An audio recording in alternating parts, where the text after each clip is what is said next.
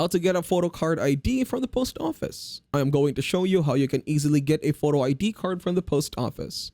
Open the post office website in a web browser. Scroll down and hit the Apply for Pass Card button.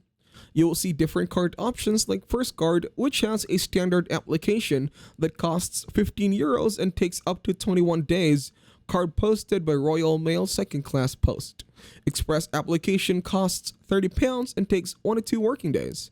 Card posted by Royal Mail tracked 24 next day delivery.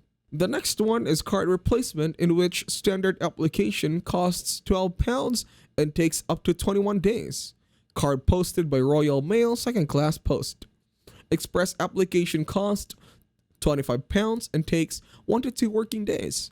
Card posted by Royal Mail tracked 24 next day delivery. Start the online application process by using the Apply for Your First Card button. Create your account online. You can also log into your post office passcard online account if you already have one. Go to Apply Online, use the Apply for a New Post Office Passcard button, complete a new application and make a payment.